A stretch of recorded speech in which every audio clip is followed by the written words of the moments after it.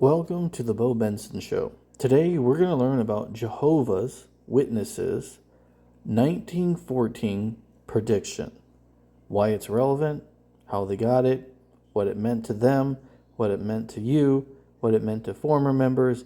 This video is going to be all about the extraordinary events of 1914 through the lens of Jehovah's Witnesses. All right, we'll take our time machine to 1970, where we'll learn about Charles Taze Russell, the founder of Jehovah's Witnesses, the organization also known as Watchtower. Now, for the honest that is not familiar with who Charles Taze Russell is, he was the founder of Jehovah's Witnesses. He was a Mason who is buried in a Masonic grave at a Masonic grave site, which is owned and taken care of by Masons themselves. But for some reason, there is a controversy within the Jehovah Witness organization. So Jehovah's Witnesses claim that Charles Taze Russell was never a member of any Masonic group whatsoever, even though he used Masonic symbols throughout all of his literature, throughout his entire life. But I'll let you, the audience, decide if that makes sense or not. All right, so now we're going to go back to 1870 and we're going to learn about Russell. Russell learned the Bible from a man named George Storrs. George Storrs was another preacher who believed that the end of the world was coming in 1874, and he taught that belief system to Charles Taze Russell and amongst other people. There was another preacher named William Miller. So George, William Miller, and Russell all together began teaching in 1874 was the end of the world. And when that didn't happen, there was a falling out amongst the three friends, and it was directly related to the fact that their failed prediction. After the failed prediction, the two started Herald the Morning. They also then had a falling out, and later on, Russell would separate and he would create the Golden Age, which would then become Watchtower at a later date. So now that the audience has an idea of the timeline, we're going to go ahead and start with some additional information. William Miller in late 1871 predicted the end of the world at 1874. Jonas, Wendell, George W. Stetson, George Storrs in 1870 were teaching Russell, the future creator of Watchtower. In 1876, he was 23 years old, and in 1876, Bot Nelson, H. Barber magazine was created, and then 1879, Russell separated because of a false prophecy from his teachers. Russell started a new magazine. He started a new magazine called Zion's Watchtower in 1882. Russell rejected the Trinity in 1884, and in 1816 as president. 1886, Russell created Studies in the Scriptures, used pyramidology and theology, a belief you could understand people's personalities based on measuring curves on their head and rivets. Watchtower Bible and Tract Society. Some of the unique teachings was that blacks would return to their natural color of white, and in 1906 he claimed to be God's mouthpiece. It's also noted that he claimed that angels were speaking to him and were telling them that Jesus is actually Michael the Archangel. Charles Taze Russell claimed to be the only mouthpiece of God in 1906, and then he began creating the first movie, and production started around 1910, letting people know that the end of the world was coming in 1914. Charles Taze Russell's masterpiece, The Photo Drama of Creation, was the first time images and sound were ever used together during a movie. This is one of the main reasons why people flocked to Russell and why his voice was so well heard, is because of his extraordinary skill with creating a magnificent movie production which was using visual aids as well as sound together for the first time ever seen in the world. He literally created the first movie with sound in it. The voices that spoke to Russell had convinced him that he was the seventh and final prophet that would bring about the end of the world. And he believed that Armageddon was going to happen in 1914. When it did not happen in 1914, Russell fell into a deep depression, and by 1916, he had died. The second president of Watchtower was a man referred to as Judge Rutherford. He was able to steal the organization and was able to use his legal status in order to accommodate the rights of Watchtower and steal it from the members of the organization, which he removed by police force in 1918. After taking control in 1931, he then changed the name to Jehovah Witnesses. Under his leadership, he predicted the end of the world would come in 1918 and in 1920. He also predicted the resurrection of Abraham and the other apostles in 1925. And then in 1929, a large mansion home was built for them, referred to as Bethlehem. This Jehovah Witness belief system was that in 1929, that Abraham and the other apostles would come back to life and would live in this mansion with the Jehovah Witness leadership. This was an actual belief system that they truly believed, and they built this house for that one purpose only. After Rutherford's death, the Watchtower Society maintained Bethlehem for a few years before selling the property in 1948. The belief that the prince would be resurrected before Armageddon was abandoned in 1950. In 1954, when asked at a trial in Scotland why the property was sold, Frederick William Fraser, then vice president of Watchtower Society, explained, Watchtower quoted, because it was there, and the prophets had not yet come back to occupy it, to make use of it, and the society had no use for it at the time. It was in charge of a caretaker, and it was causing expenses. Our understanding of the scriptures opened up more and more concerning the princes, which will include those prophets, and so the property was sold as serving no present purpose. Because of the failed and useless 1914 prediction that was caused by the members of the organization, they were forced to reevaluate their thoughts, and they came up with a new solution, which we'll be discussing here in a moment. New alterations to the belief system of the organizations was introduced. Because of almost all the predictions from 1878 to 1881 to 1914 to 1918 and 1925 failed, Armageddon was also then put off to 1975. Some of these new alterations was in 1878, it would be the end of the harvest. In 1881, a revised end of the harvest. 1914 is now the end of the human rulership. 1918 is the new terminus. Terminus means a final point in space or time and an end of extremities. 1925, resurrection of the patriarchs, and then in 1975, the worldwide jubilee. Armageddon to come within the 20th century. The 1914 doctrine has changed by necessity and continued to change in the 21st century as it's been falsified by the progression of history. It has progressed from the last day started in 1799, ending in 1914, to the last day started in 1914, ending within a single lifetime generation of those born prior to the 1914. The third alteration that is used now is the last day started in 1914 with an unexpected ending after a period of an overlapping generation. To show some consistency of what I am stating, before you are some examples of the belief systems which are currently going and being held by modern Jehovah Witnesses is on the right, and the original belief systems is on the left. As you can see, they are completely and utterly contradictory to one another, and so this is how the overlapping generation was created in order to try to fix this bizarre, strange belief system which was created by the founders and the presidents of Watchtower leading up to the establishment we know as the governing body. The year AD 1878 clearly marks the time of the actual assembling of power of kings by the present spiritual Invisible Lord. The Times is at Hand, 1911 edition, page 239.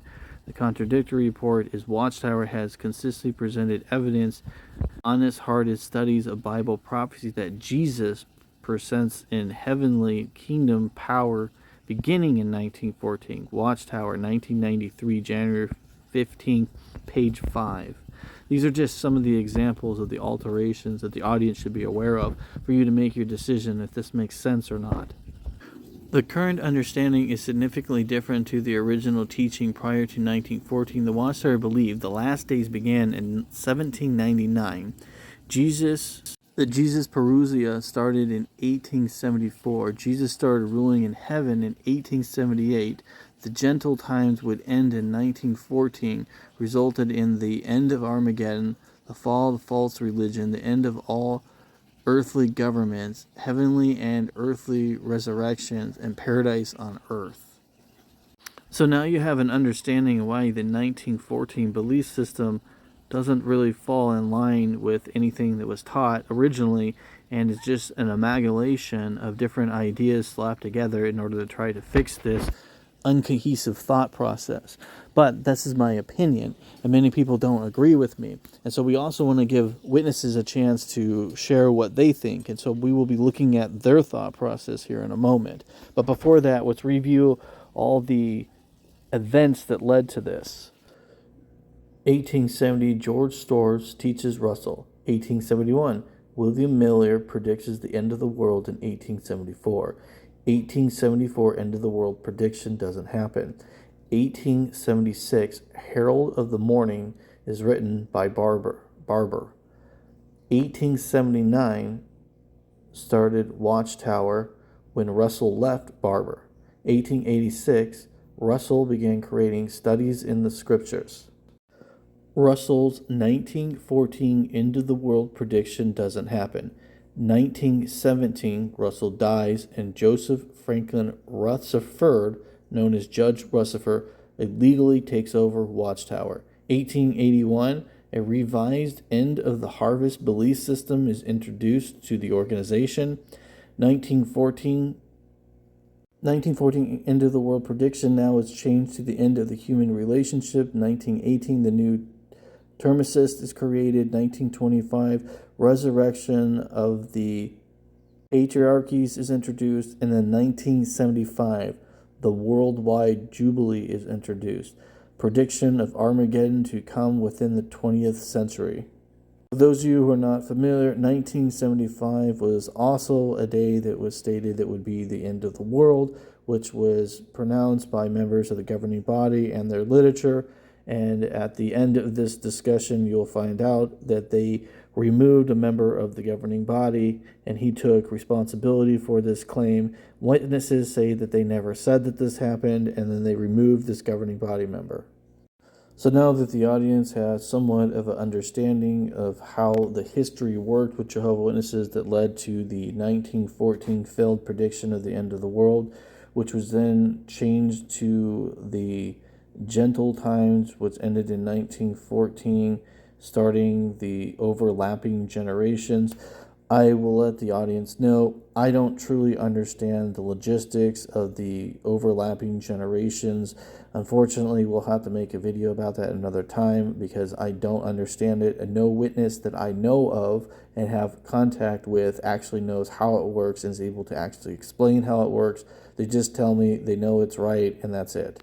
So I can't give you any further information on the overlapping generations. You'll have to go to their website or speak to a Jehovah's Witness because I was unable to obtain accurate information on this. Now, with that being said, I would like to give the opportunity to share Jehovah's Witnesses' opinion on this. These are the two videos I'm going to be referencing if you want to look them up and check for accuracy. I'm not going to play, obviously, the whole video. I'm only going to play a small clip, and then I'll talk about their unique belief system. I think so, but I still have some questions. Where do you get this 2,520 years? How do you know that that's the period of time? And how do you know for sure that this prophecy is about God's kingdom? Is it possible that the kingship would be restored right here on earth, in Jerusalem? Those are all excellent questions. And we've taken in a lot of information here. But the best thing for us to do to really get the answer is to look at it in light of the complete Bible. Because that will assure us that this is definitely a heavenly kingdom, and we can find scriptural texts that point to this number, 2,520. So what if the next time I come, we consider those specific scriptures and also the remainder of this article? And I think you're going to find it answers the rest of your questions. Sure, that sounds good. If you go to jw.org, type in 1914, these are the kind of videos you'll find. The specific video we're dealing with right now is a tool to help us explain our belief about 1914. Their belief is that there is a prophecy inside the Bible that is talking about King Nebuchadnezzar, and somehow the story between King Nebuchadnezzar losing his sanity and getting his kingdom back somehow has something to do with 607 B.C.E., and that's what we're going to talk about. So they have a claim or a belief system that in 1914 is actually related to chapter 4 of the book of Daniel. So this is some kind of prophecy that they believe is associated with the timestamp of 1914. So you can read this article and it gives some explanation about how they believe this, but as I'm reading it, it doesn't really make a lot of sense to me. I don't really understand how they're coming up with this. So there is some instructional video they have that kind of talks about it, and I watched that, but like I said, it's very confusing. It doesn't really match up with anything I've ever heard before. But with that being said, let's take a look at it. So the prophecy pattern starts with rulership, an enormous tree, Daniel 4:10-11. Chop down the tree, Daniel 4:14. Rulership interrupted. Let 7 times pass, Daniel 4:16. Interval. And then rulership restored. The kingdom will be yours again, Daniel's 4:26. Okay, so what the Jehovah Witnesses are claiming is that Daniel is a prophetic prophecy for the future, which is related to our exact time or our time period associated with 1914 somehow. So now they'll explain that, I guess. So here is an image. You can see that it is in chronological order. Nebuchadnezzar's tree dream, how it relates to God's kingdom. Okay, now we're going to start looking at the second part. Okay, so it states internal fulfillment, Nebuchadnezzar, king of Babylon, large fulfillment.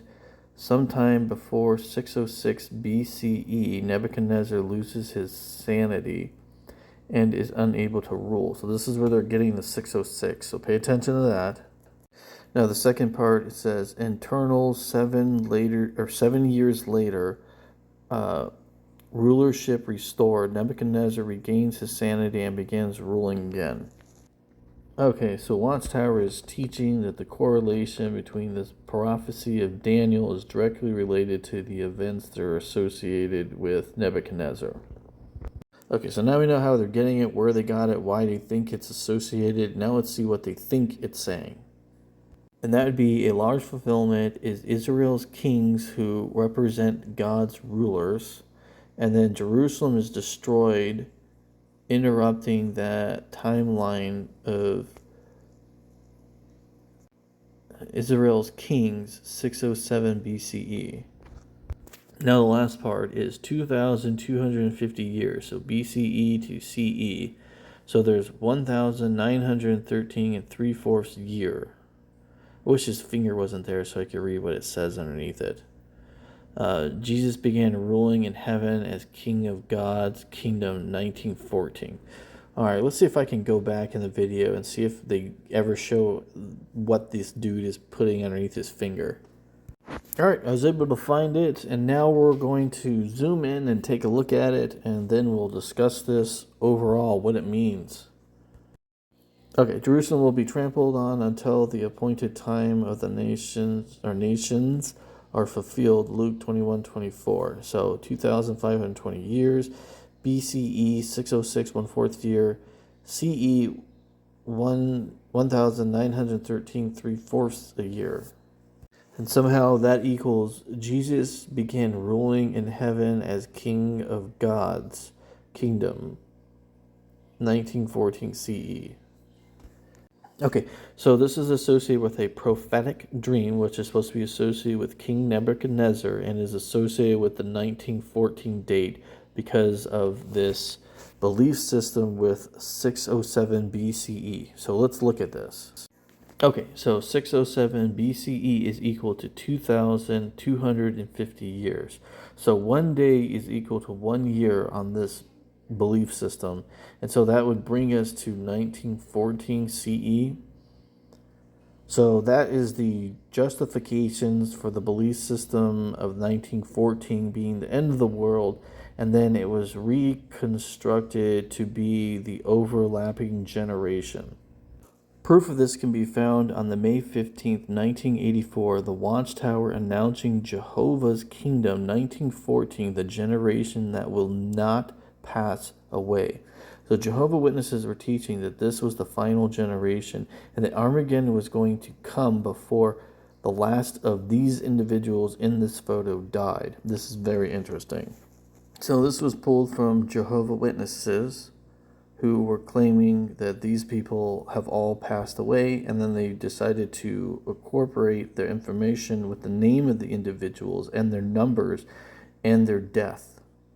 So every single one of these people has died, and so this is why they refer to it as the overlapping generation, is because this prophecy had failed and is no longer supporting the 1914 belief system that they had, and they had to reconstruct a new philosophy in order to reconstruct an already failed philosophy a third time. So their archives do show this, the 1914, the generation that will never pass away, though it doesn't have an image showing what we were just looking at. You can find it. Now, I will be honest with the audience. I don't own this magazine. I went to try to purchase this magazine. I cannot find it anywhere at all for sale. It's like it's either a popular item or it's just extremely rare. I don't know. But I can't get it. I can't purchase it. So I don't know if the things in here are accurate to the original. Unfortunately, we'll have to rely on other people who may have it or know or have read it or to be able to answer that. Maybe someone in the comments would be kind enough to give us that explanation. Being a former member of Jehovah's Witnesses, I began asking people who were around during these time periods, when they see this now, what do they think?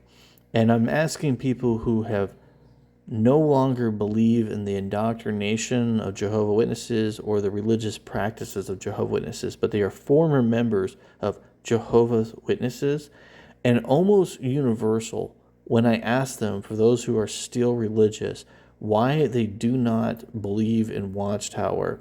And when they talk about 1914, I'm giving almost a universal response, and I'm going to share those responses with you. Luke 21:8, he said, "Look out that you are not misled, for many will come on the basis of my name, saying, I am he, and the due time has approached. Do not go after them." Deuteronomy 18:20-22, 1914, the end of the world, Charles Tate Russell. But the prophet who presumes to speak a word in my name that I have not commanded in to speak, or who speaks in the name of other gods, the same prophet shall die.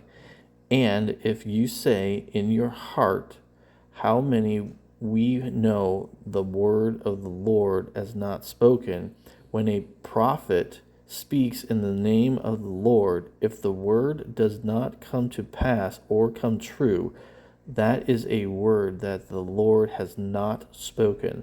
The prophet has spoken in presumptuously. You need not be afraid of him. It's up to you, the viewer, now to make a decision based on the evidence that you have.